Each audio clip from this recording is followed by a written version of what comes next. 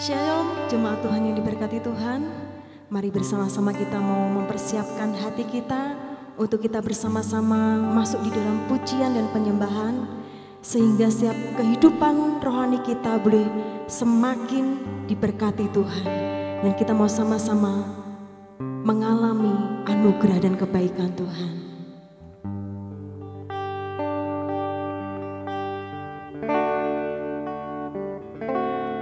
Bagi bangsa ini kami berdiri dan membawa doa kami kepadamu.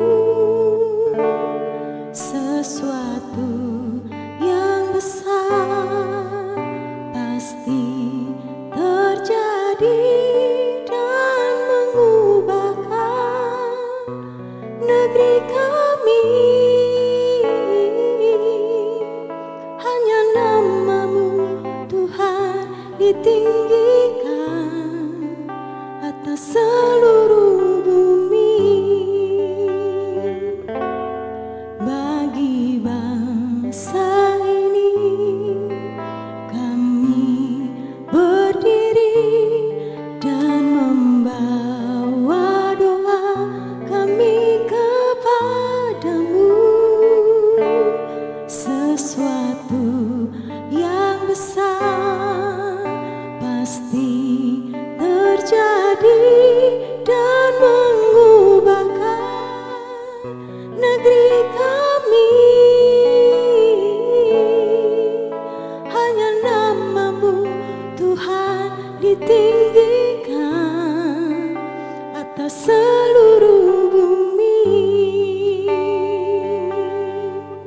Hanya namamu Tuhan ditinggikan atas seluruh bumi.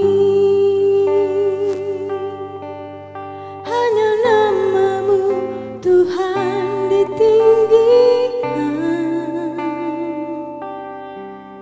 atas seluruh bumi.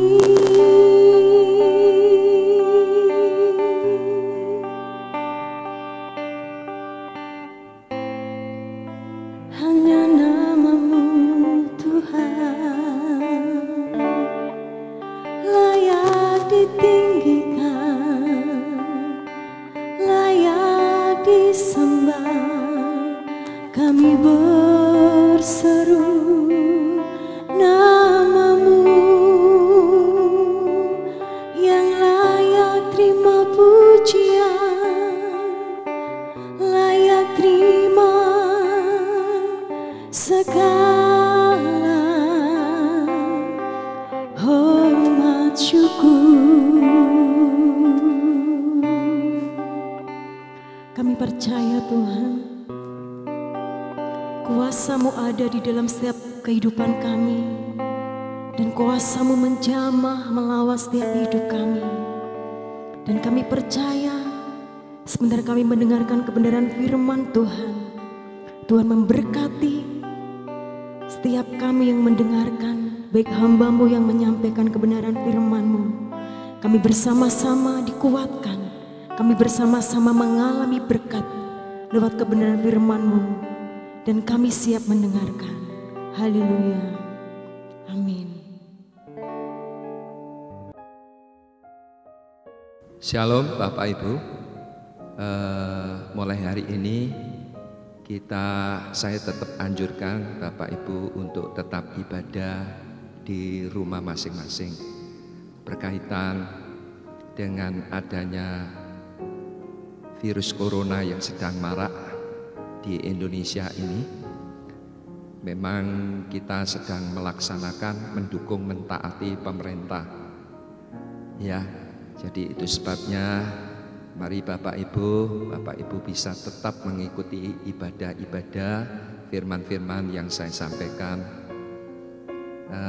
melalui tayangan ini. Mari sebelum mendengar firman Tuhan, kita bersama-sama kita akan berdoa. Mari kita berdoa. Bapa, di dalam nama Tuhan Yesus, mari pada pada hari ini Engkau berbicara untuk setiap kami lewat firman-Mu.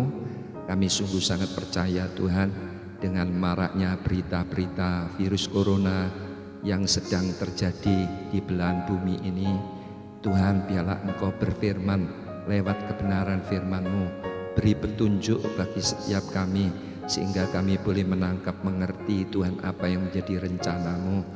Mari Engkau berbicara untuk setiap kami. Kami mempercayai hanya kebenaran firman Tuhan yang menjadi sumber jawaban yang tepat bagi kami, dan bahkan firman Tuhan yang akan mengubahkan pribadi lepas pribadi kami. Kami percaya, mari Engkau berbicara, kami siap mendengarkan kebenaran firman-Mu. Di dalam berkat nama Bapa, Putra, Roh Kudus kami berdoa. Amin. Hari ini Indonesia sedang gempar dan marak dengan berita-berita virus corona. Ya, seakan-akan kita itu dikepung dengan virus corona, sehingga setiap hari, sadar atau tidak, pikiran kita itu dipenuhi dengan virus, karena tiap hari melalui tayangan televisi, melalui multimedia, kita itu sadar atau tidak sadar, kita itu dicekoki dengan berita-berita virus. Jadi pikiran kita itu kalau kita tidak hati-hati, kita akan dipenuhi dengan berita-berita virus ini, Bapak Ibu. Jadi itu sebabnya seri pembelajaran kita tentang keuangan di bulan Maret ini terpaksa saya pending, Bapak Ibu. Ya, saya akan lanjut di minggu-minggu mendatang. Ya, jadi sekali lagi hari ini kita belajar tema khotbah saya mengenai virus menurut Alkitab. Yang artinya itu jika kita itu tidak mengerti, ya kita berbahaya sekali, Bapak Ibu. Kita akan merugikan diri kita, dan bahkan kalau kita tidak mengerti, kita tidak memahami banyak mengenai virus ini, ya kita ini akan merugikan orang lain. Jadi itu sebabnya mengapa sampai pemerintah ini mendorong agar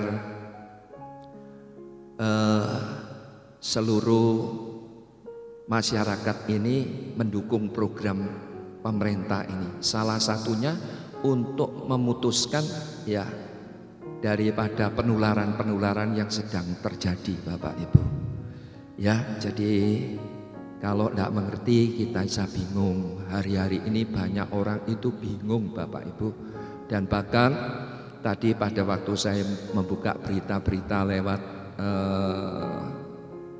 liputan.com, ya saya mendengar berita ada dua orang pemuda itu terpaksa dia harus menenggak atau meminum disinfektan oleh karena ya di negara itu terjadi virus yang ya sedang menyebar luar biasa, Bapak Ibu. Jadi itu sebabnya sampai mereka ini panik. Mereka itu meminum disinfektan. Nah, padahal itu kan berbahaya sekali, bisa mematikan, ya. Jadi apalagi kita bisa takut, kita bisa cemas, kita bisa khawatir, kita bisa menjadi stres, ya. Apalagi mendengar berita-berita, memang ini fakta Bapak Ibu, sangat fakta sekali. Terutama di Italia, saya juga membuka lewat internet, karena tidak ada masker, tidak ada sarung tangan, ya, sehingga dokter ini terinfeksi, saudara, dan mati. Jadi itu sebabnya betapa sangat amat penting kita mau belajar melalui kebenaran firman Tuhan. Apa virus itu melalui Alkitab, ya. Jadi dengan tujuan supaya Bapak Ibu sungguh-sungguh bisa berimbang menurut Alkitab bagaimana, dengan keberadaan dunia ini bagaimana, ya. Banyak contoh-contoh orang menjadi blow on, orang menjadi aneh, dan kalau tidak hati-hati Bapak Ibu, oleh karena orang itu mencari keamanan diri pribadi lepas pribadi, orang akan menjadi egois. Benar enggak Bapak Ibu? Jadi itu sebabnya Hari ini bersama-sama kita anak-anak Tuhan akan belajar melalui Alkitab. Bagaimana sebenarnya kata Alkitab menurut Alkitab virus ini. Mari bersama-sama ya kita akan menyimak poin-poin pentingnya. Bagian yang pertama yang saya akan bagikan, apa virus itu? Ternyata menurut Kamus Bahasa Indonesia, Bapak Ibu, virus itu adalah mikroorganisme yang tidak dapat dilihat dengan menggunakan mikroskop, tetapi dengan menggunakan mikroskop elektron. Dengan mikroskop biasa tidak bisa. Nah, sekarang saya akan sampaikan mengenai virus corona atau dikenal sebagai COVID-19 yang ditemukan pada manusia di daerah Wuhan, di provinsi Hubei, Cina pada tahun 2019. Dan penularannya itu sangat cepat sekali, dan bahkan sampai hari ini dinyatakan pandemi. Jadi menyebar rata seluruh dunia, Bapak Ibu. Bahkan data dunia tadi, baru siang tadi Bapak Ibu, saya buka internet tanggal 20 Maret, baru sekian-sekian, 8 jam kemudian sudah perubahannya itu signifikan sekali, Bapak Ibu. Ya, jadi saya catat yang terinfeksi saat ini dunia itu 270.629 dan sembuh 87.403. Angka kematian 11.282. Kematian terbesar adalah Italia. Padahal pagi tadi saya buka internet itu, Italia itu baru 3.405. 8 jam kemudian saya tengok lagi, datanya itu sudah melonjak 4.000 lebih, Saudara. 4.000 lebih. Ya, Cina urutan nomor 2, kematian urutan nomor 2. Siang tadi saya lihat itu baru sekitar 3.100 sekian. Dan ini tadi saya lihat angkanya sudah naik lagi menjadi 3.253, urutan kedua dari angka kematian yang terjadi oleh karena COVID. Kemudian ketiga, Iran 1.400, dan keempat Spanyol 900. Itu belum termasuk Korea, Jepang, Jerman, Amerika, Filipina, Singapura, Malaysia, dan lain-lain. Bahkan di Indonesia pagi tadi saya buka data kematian yang terjadi dampak daripada virus, ya, 32, sore ini sudah melonjak 38. Ya, jadi itu sebabnya, itu menurut Kamus Bahasa Indonesia. Jadi virus itu virus itu ya memang benar-benar menjalarnya sangat cepat sekali. Ya, bahkan menurut pandangan umum hari-hari ini, ya, orang Jawa itu bilang itu kewan lembut sing ora ketok ning gemparne jagat. Dampaknya sampai kemana-mana, bahkan perekonomian.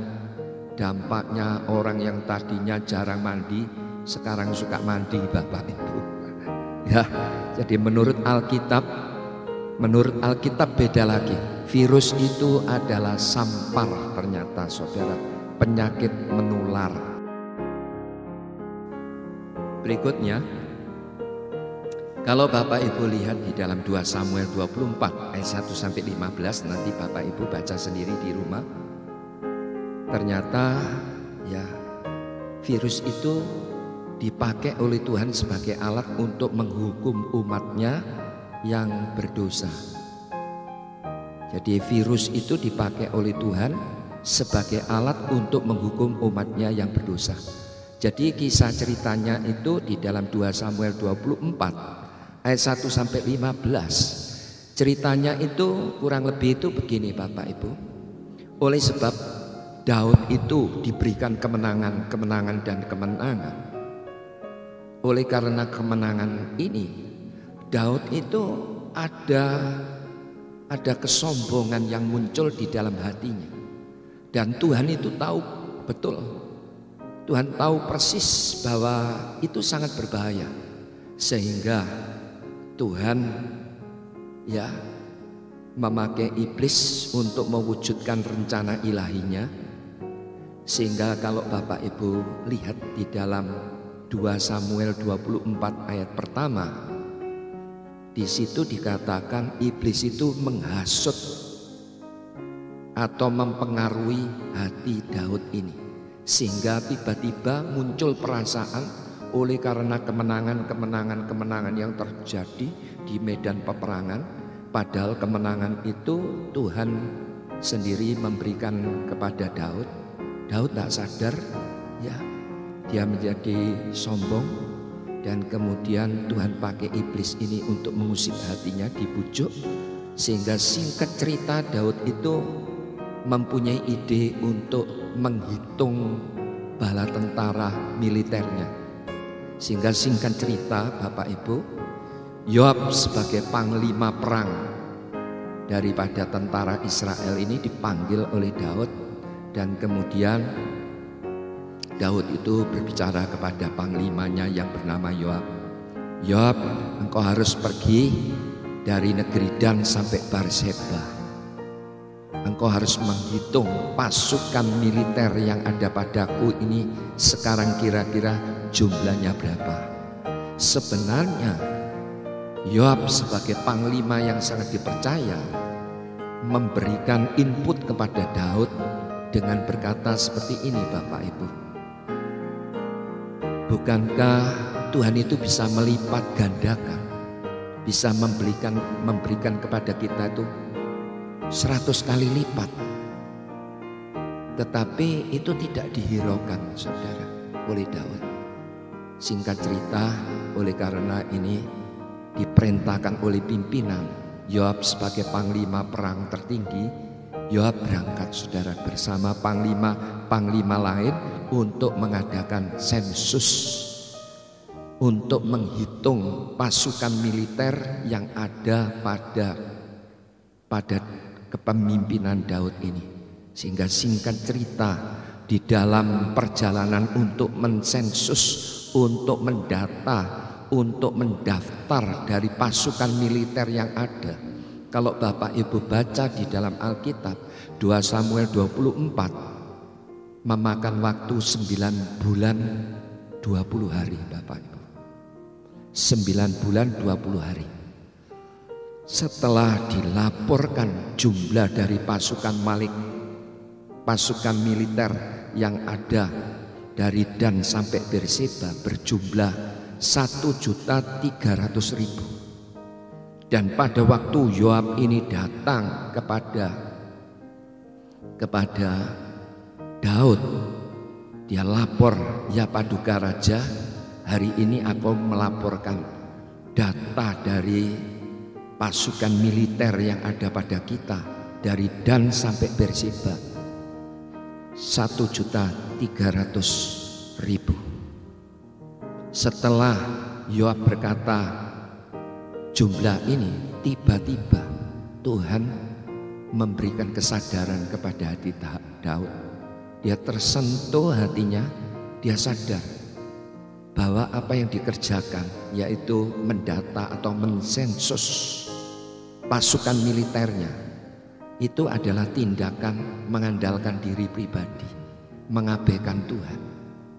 Sehingga singkat cerita di ayat 10 saya akan bacakan di dalam 2 Samuel 24 ayat 10 dikatakan seperti ini. Tetapi berdebar-debarlah hati Daud setelah ia menghitung rakyat. Lalu berkatalah Daud kepada Tuhan, aku telah sangat berdosa karena melakukan hal ini. Maka sekarang Tuhan, jauhkanlah kiranya kesalahan hamba-Mu, sebab perbuatanku ini sangat bodoh. Nah, Daud sadar. Dia sadar bahwa sebenarnya dia bisa menang itu semata-mata oleh karena Tuhan.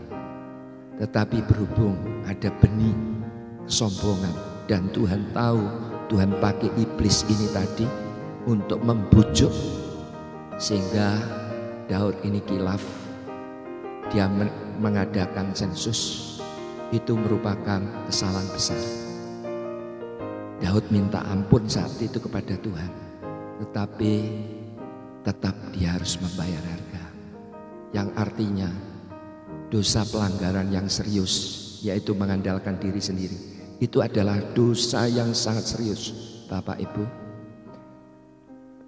Dosa yang sangat serius, sehingga melalui Nabi Gad saat itu, ada zaman dahulu Tuhan itu kalau berbicara lewat nabinya memberitahu kepada Gad, sampaikan kepada Daud, dia harus menanggung hukuman. Dia suruh pilih, Bapak Ibu, disuruh memilih. Pertama, hukumannya selama 3 tahun di negeri Israel terjadi kelaparan. Kedua, 3 bulan ada peperangan di negeri itu. Dan yang ketiga, 3 hari, selama 3 hari ada penyakit sampar. Wow, Daud susah, Bapak Ibu. Mendengar itu Daud susah. Sekalipun Daud sudah minta ampun kepada Tuhan, ya sangat susah, sehingga dikatakan di dalam ayat yang ke-14 dikatakan seperti ini. Lalu berkatalah Daud kepada Gad, sangat susah hatiku, biarlah kiranya kita jatuh ke dalam tangan Tuhan, sebab besar kasih sayangnya, tetapi janganlah aku jatuh ke dalam tangan manusia. Sehingga Daud memutuskan oleh karena dosa pelanggarannya. Mungkin kurang lebih kalau dibahasakan sekarang, ya sudahlah Tuhan, kalau memang ini kesalahanku yang paling serius, aku sudah minta ampun. Daripada aku jatuh ke tangan musuh, lebih baik aku jatuh ke tangan Tuhan yang penuh kasih sayang. Kurang lebih begitu, sudah. Daud ini cerdas, Daud ini baik sekali. Sehingga apa, saudara? Dikirim sampar 3 hari. Bapak Ibu tahu hukuman penyakit sampar 3 hari bagi umat Israel, gara-gara Daud atas mengandalkan diri sendiri, muncul kesombongan ini tadi. Berapa yang mati?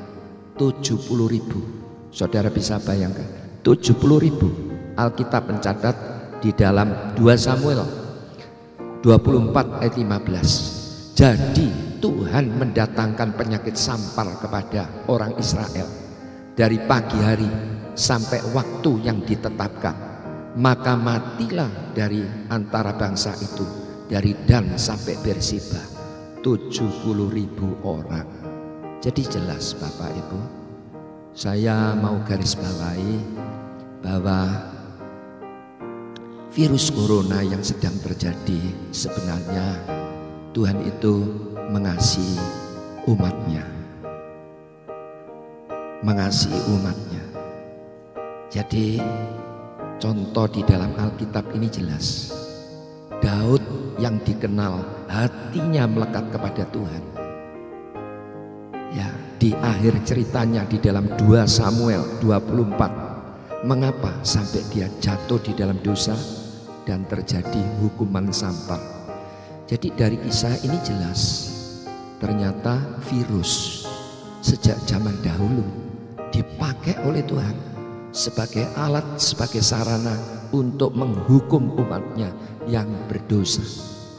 Nah, dosa Daud apa Bapak Ibu?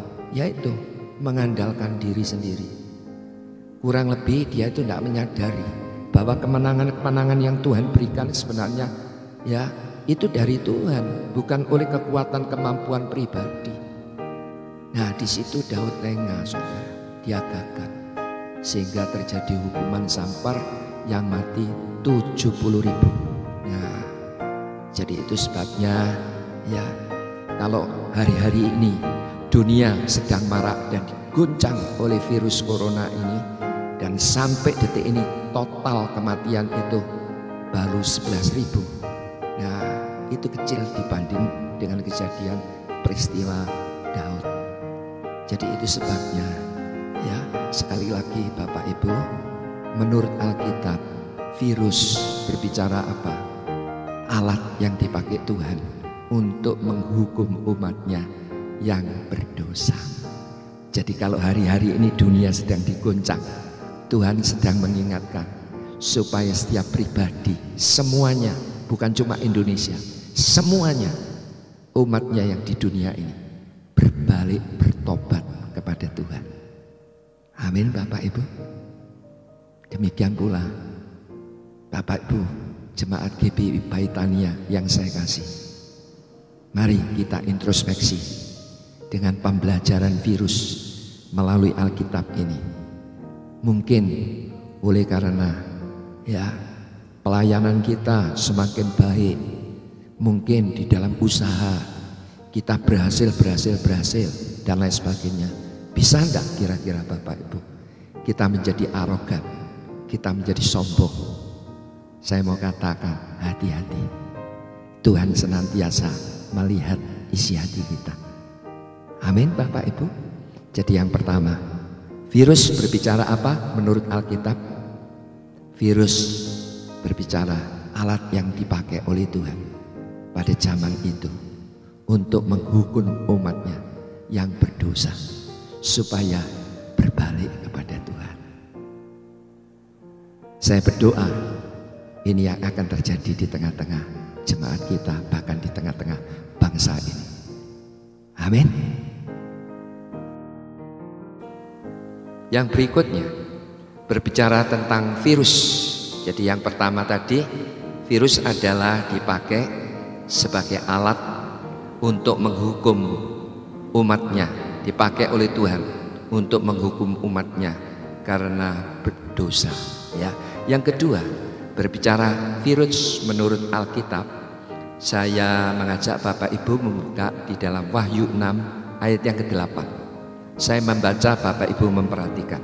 Dan aku melihat sesungguhnya ada seekor kuda hijau kuning, dan orang yang menungganginya bernama Maut, dan kerajaan maut mengikutinya, dan kepada mereka diberikan kuasa atas seperempat dari bumi untuk membunuh dengan pedang dan dengan kelaparan dan sampar dan dengan binatang-binatang buas yang di bumi. Nah, dari ayat-ayat tersebut Bapak Ibu, ketika Yohanes ada di Pulau Patmos, dia itu mendapat penglihatan ada kuda berwarna hijau kuning dan ditunggangi maut, dan kerajaan maut mengikuti, dikatakan Alkitab.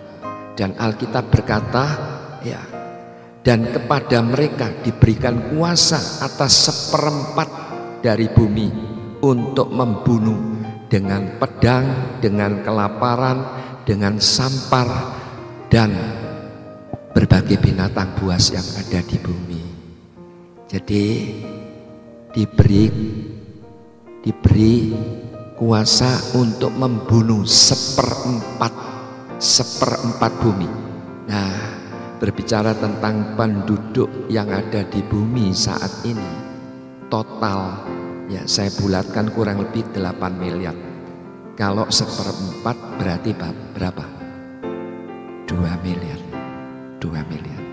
Nah, jadi yang artinya apa Bapak Ibu? Jadi dari ayat tersebut memberi pengertian bahwa virus itu dipakai sebagai salah satu tanda bahwa kedatangan Tuhan yang kedua itu sudah dekat. Amin Bapak Ibu. Nah, jadi itu sebabnya Bapak Ibu saudara dan saya menghadapi virus corona ini setelah kita tahu melalui kebenaran firman Tuhan bahwa Tuhan sungguh-sungguh akan datang untuk kedua kalinya. Kita Ya, apa yang harus kita perbuat Bapak Ibu? Hidup kita perlu tidak dibenahi? Harus. Saya sebagai hamba Tuhan, setelah saya banyak menekuni belajar firman Tuhan, saya pun juga belajar bagaimana hidup dipimpin firman Tuhan, bagaimana hidup dipimpin oleh Roh Kudus. Amin. Itu penting ya. Jadi sekali lagi saya mau simpulkan berbicara tentang virus, sebenarnya berbicara tentang kasih Allah yang begitu besar bagi dunia ini. Mengapa? Ya, melalui virus saudara, Tuhan itu melatih supaya kita hidup di dalam pertobatan. Amin. Itu maknanya begitu Bapak Ibu. Supaya apa? Kita hidup di dalam pertobatan, bukan dengan kemampuan kekuatan kita. Jelas tidak mungkin kita bisa benar, kita bisa menjadi pribadi yang baik. Tidak mungkin. Yang bisa mengubah pribadi kita baik kalau kita itu mengikuti firman dan dipimpin oleh Roh Kudus. Amin Bapak Ibu. Itu penting ya. Dan bahkan di dalam Daniel 12 ayat 10 perikopnya tentang akhir zaman dikatakan banyak orang akan disucikan, dimurnikan dan diuji. Tetapi orang-orang fasik akan berlaku fasik. Siapa orang fasik? Orang fasik itu orang berdosa. Orang fasik itu orang yang tahu firman Tuhan tapi tidak jadi pelaku. Mereka tidak ngerti. Mereka tidak ngerti. Dan itu sebabnya saya berdoa melalui virus ini, Bapak Ibu Saudara dan saya, kita harus mengerti bahwa Allah itu mengasihi umatnya seluruh dunia. Dia memberikan peringatan supaya kita berbalik kepada Dia, supaya bertobat. Sebab kedatangannya yang kedua kali segera. Kapan? Kita tidak tahu Bapak Ibu. Tetapi itu yang harus kita buat. Amin Bapak Ibu. Ya. Dan kemudian dikatakan ayat ini, tidak seorang pun dari orang fasik itu akan memahaminya, tetapi orang-orang bijaksana akan memahaminya. Bapak Ibu setuju? Bapak Ibu akan memahami kebenaran firman Tuhan mengenai virus ini. Tidak perlu takut. Amin. Belajar Bapak Ibu, belajar. Saya sendiri juga belajar. Kemarin itu Bapak Ibu, saya pribadi saya harus datang di rumah sakit Dr. Muwardi. Saya harus mengambil obat anak saya. Singkat cerita, jujur dengan berita-berita marak ya tentang COVID-19 ini. Wah, kejadian-kejadian ini memang cepat sekali. Ngeri Bapak Ibu. Saya sendiri jujur secara daging takut. Itu sebabnya kemarin pada waktu saya ke sana ke rumah sakit untuk ambil obat anak saya, masuk di rumah sakit, semua pakai masker. Saya juga pakai masker. Di dalam perjalanan saya itu mengajak istri saya berdua di mobil. Saya itu, ayo doain aku, saya bilang gitu. Dan kita di dalam perjalanan itu kita memuji satu pujian. Pujian ini saya pujikan bersama istri saya berulang-ulang sampai hampir sampai ke rumah sakit tersebut. Dan kemudian saya juga bilang kepada istri saya, nanti kalau aku turun kamu jaga di parkiran ya, kamu pujikan pujian ini ya. Ya, dia bilang gitu. Betul saudara.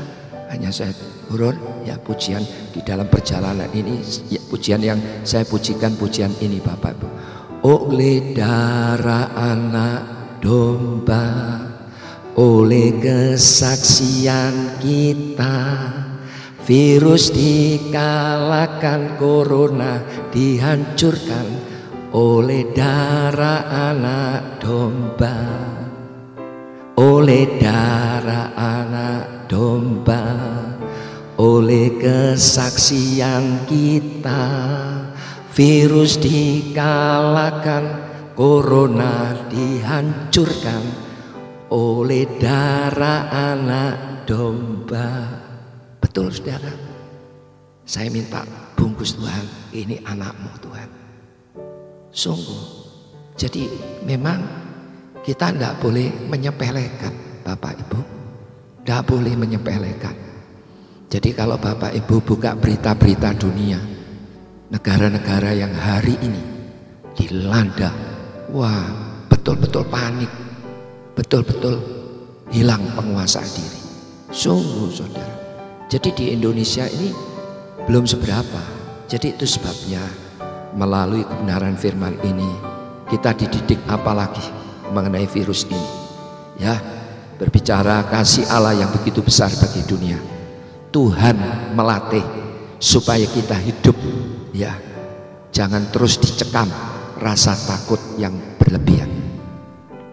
Di dalam Ayub 3 ayat 25 dikatakan, karena yang kutakutkan itulah yang menimpa aku, dan yang kucemaskan itulah yang mendatangi aku. Jadi sekali lagi Bapak Ibu saya mengingatkan, memang kita harus waspada, kita harus cerdik, kita harus cerdas, kita tidak boleh ya cuma waton nekat, tidak boleh Bapak Ibu. Tetap kita pakai acuan ya firman Tuhan, bagaimana secara medis, bagaimana dengan keberadaan dunia ini, bagaimana sekitar kita, itu penting saudara. Dan bahkan saya mau katakan, takut mati pun jangan. Sebab apa? Tuhan sudah jamin kita. Tuhan itu sudah menjamin. Alkitab berkata di dalam Yohanes 11 ayat 25-26, Tuhan itu bilang gini, akulah kebangkitan dan hidup. Barang siapa percaya kepadaku, barang siapa percaya kepadaku, ya dia akan hidup sekalipun dia mati. Wow, luar biasa saudara. Tidak ada nabi yang diutus datang di dunia berani berbicara seperti Tuhan Yesus. Akulah kebangkitan dan hidup. Bapak Ibu bisa bayangkan mengapa Tuhan Yesus katakan begitu? Sebab Yesus pernah mati, dia pernah turun di neraka, tetapi dia bangkit kembali. Amin Bapak Ibu. Itu sebabnya Alkitab katakan, akulah kebangkitan dan hidup. Barang siapa percaya kepadaku, dia akan hidup sekalipun mati. Dan barang siapa hari ini yang hidup dan mau percaya kepadaku, mau hidup dan percaya kepadaku, dia tidak akan binasa selama-lamanya. Amin. Matius 18 ayat 20. Sebab di mana 2-3 orang berkumpul dalam namaku, di situ aku ada di tengah-tengah mereka. Melalui virus kita harus bersyukur. Tuhan itu melatih apa Bapak Ibu? Melalui ayat ini, supaya kita meningkatkan cara ibadah kita. Jujur Bapak Ibu Saudara dan saya, untuk ibadah, untuk misbah keluarga, ada enggak? Lewat virus kita bersyukur.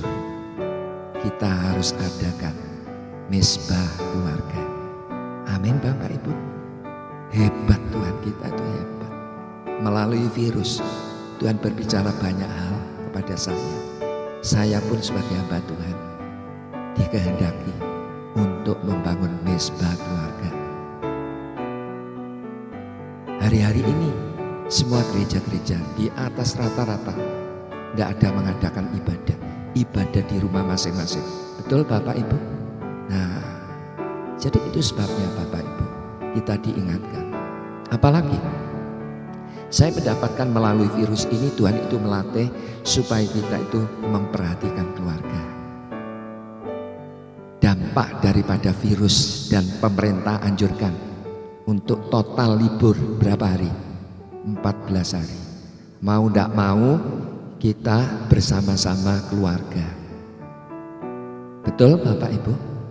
Oleh karena kesibukan, oleh karena bisnis kita, bahkan melalui pelayanan, terkadang kita tidak ada hubungan yang manis dengan keluarga.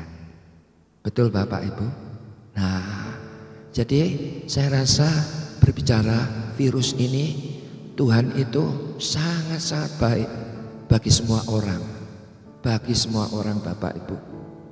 Itu Bapak Ibu, kita harus bersyukur. Kita harus bersyukur. Ya.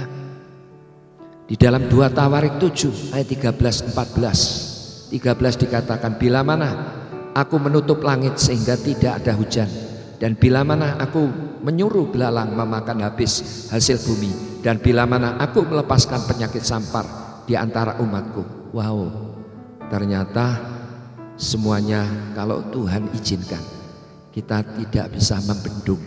Dan kemudian di dalam ayat ini dikatakan ayat 14, dan umatku yang atasnya namaku disebut merendahkan diri, berdoa dan mencari wajahku, lalu berbalik dari jalan-jalannya yang jahat, maka aku akan mendengar dari surga dan mengampuni dosa mereka serta memulihkan negeri mereka. Yang artinya Tuhan melatih supaya kita itu tidak egois.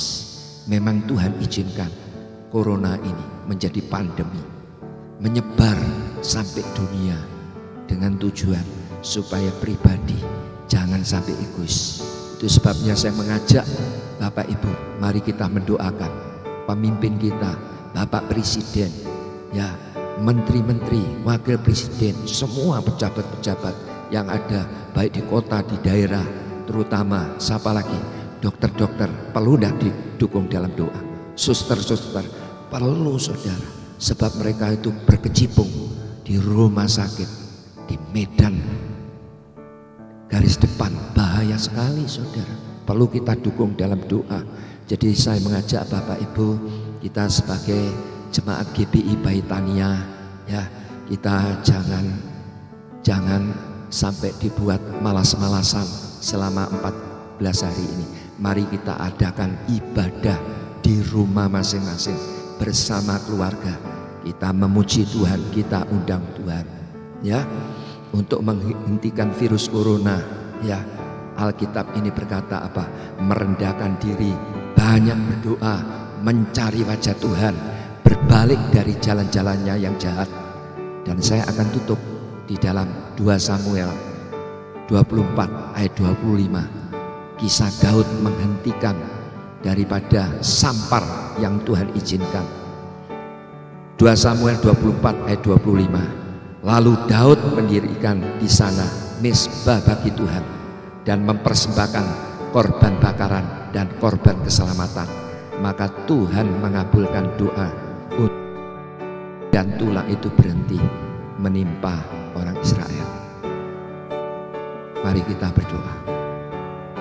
Tuhan, terima kasih, betapa hebat dan luar biasanya kami berbangga memiliki Allah yang hidup seperti Engkau.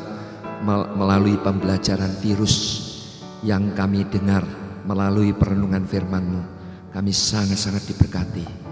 Virus ternyata menurut Alkitab dipakai sebagai alat Tuhan untuk menghukum umatnya yang berdosa. Itu sebabnya Tuhan, di hadapan-Mu Tuhan, bila ada dosa pelanggaran, kemunafikan, kearogansian, kekilafan, kesalahan, keteledoran, ampunkan kami semuanya Tuhan. Ajari kami Tuhan, Roh Kudus pimpin kami supaya kami semuanya boleh menjadi pelaku firman. Jauhkan daripada yang jahat. Melalui firman Tuhan kami diingatkan bahwa virus adalah tanda-tanda di mana Tuhan akan datang untuk kedua kalinya. Itu sebabnya Tuhan, kami bersyukur Tuhan, melalui wabah virus corona ini, Tuhan, kami minta Tuhan, belas kasihan Tuhan turun, dan biarlah Tuhan menjamah setiap negara-negara yang ada, seluruh dunia ini Tuhan, dan bahkan seluruh umat Tuhan. Sentuh hati mereka supaya mereka berbalik dan bertobat. Mereka sungguh-sungguh hidup benar di hadapan Tuhan. Dan kami minta Tuhan, stop virus ini Tuhan. Kami percaya Tuhan pasti dengar doa kami. Di dalam nama Bapa, Putra, Roh Kudus, kami bawa juga keluarga kami masing-masing. Kami bawa pelayanan kami masing-masing. Kami bawa usaha pekerjaan kami masing-masing. Dan sungguh kami percaya setelah kami mendengar firman-Mu ini Tuhan, kami sungguh-sungguh menangkap, mengerti, dan ajari kami jadi pelaku firman. Di dalam berkat nama Bapa, Putra, Roh Kudus kami berdoa dalam nama Tuhan Yesus. Amin. Bapak Ibu, setelah mendengar firman Tuhan, kami sudah diperlengkapi dengan firman Tuhan. Saya berharap Bapak Ibu semuanya jaga diri baik-baik Bapak Ibu, terutama jaga kesehatan Bapak Ibu seperti anjuran-anjuran yang sudah disarankan oleh pemerintah, ya, cuci tangan, kebersihan, ya, di tengah-tengah kerumunan banyak orang kalau bisa dihindari, jangan pakai jabat tangan dan lain sebagainya. kita ikuti saran-saran itu Bapak Ibu. Ya, jadi kita lakukan banyak berdoa, banyak firman Tuhan. Ya, berdoa bagi bangsa, berdoa bagi keluarga. Ya, itu yang perlu kita lakukan. Mari kita kerjakan. Tuhan Yesus memberkati.